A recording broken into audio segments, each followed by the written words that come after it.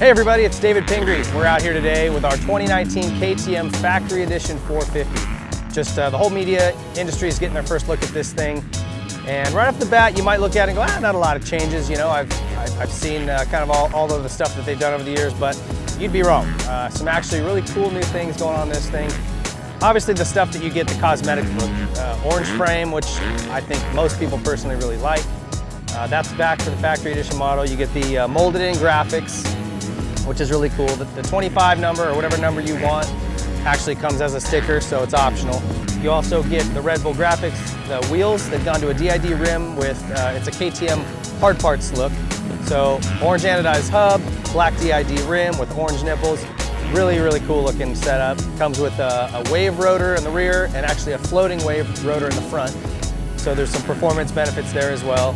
Orange sprocket in the rear, gold chain. I mean, they kind of crossed all their T's and dotted their I's with some of those looks. Another really cool feature this year is this triple clamp. And it's got a few different cool features and parts about it. One is the design, based on the way it sits against the fork. You've probably heard people talk about over-tightening your pinch bolts. You can bind the fork and kind of create some friction and stiction there. Just the shape of this, the way it's designed, it basically eliminates that. You can over-tighten it quite a bit and still not having the effect on the way it pinches the fork end. So that's good for idiot mechanics like myself who don't use a torque wrench. You just start cranking away until you can't tighten it. But there's more to it than that. Not only is it a cool looking clamp, it has a really cool flex characteristic given the shape of it, but underneath this fender, which you can't really see, there's a big nut you can loosen. You actually pull the stem out and spin it, and it gives you a different offset. So this can go from a 20 to a 22. So it just gives you another option if you wanted to steer a little quicker or have a little more stability. And another reason they went to that is people that go to the cone valve fork typically want that other offset for whatever reason, just based on the location of the lug on the fork and things like that. So now you don't need a new clamp. You can just put the fork right on if you want to go to the cone valve fork, and the clamps will adjust and fit right to it.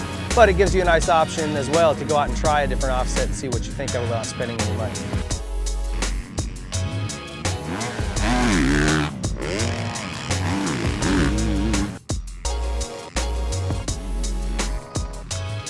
It comes with Odi Lock-On Grips. These are a really soft compound, great grip. The Odi grips are amazing, so if you've never tried them, you're going to be stoked on these. The Sea de Laval seat with the gripper. It's an awesome seat. They also have the slip-on Aquapovic exhaust. It's a pound lighter than the stock one.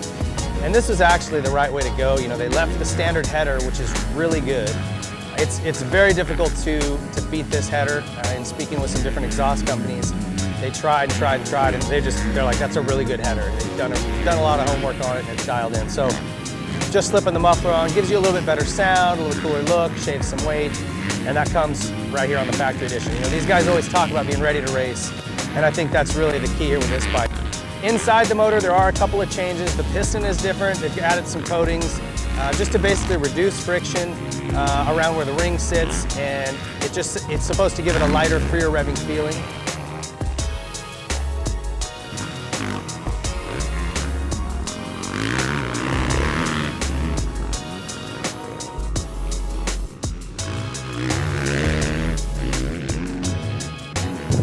All right, so another thing I want to mention that I really played around with quite a bit today are the maps and the start control. So as usual, you've got map 1, which is standard, map 2, which is more aggressive. Then you've got traction control that you can put on or off on either one of those. So it really gives you 4 options to play with.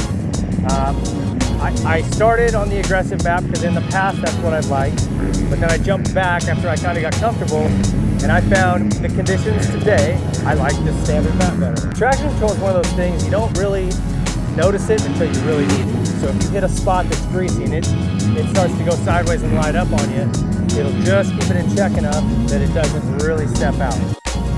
So the interesting thing about using this start launch control device is you're going to feel like as you wind the RPMs up, you're going to hit a rev limiter.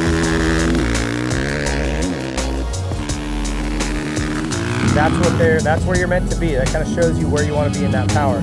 You can hold the throttle in any position you want once you get to that limiter.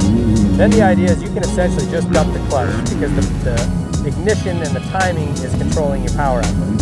So you dump the clutch, you'll feel that it's not breaking loose and just going left to right and spinning like crazy. And once you feel like you've kind of got a little bit of momentum going, you're driving straight, you grab third gear, ignition timing device kicks off, and you're just driving hard.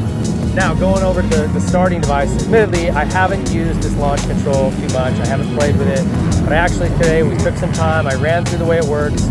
A couple little things about it. First of all, you have to engage it within a minute of starting the bike.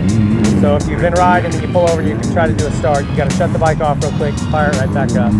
Then you just hold the traction control and map buttons down together. You'll see everything start to flash. Once that light starts blinking up here inside the triple clamp, you're ready to go. And all that it does is retard the timing down to where it's going to feel like you hit the limiter at a much lower RPM, because you do. Great bike all around. Kudos to KTM. Check them out. They are available at your KTM dealers, or will be very, very soon. And it rides as well as it looks good. So get on one and check it out. Thanks for watching. We'll see you on the next one.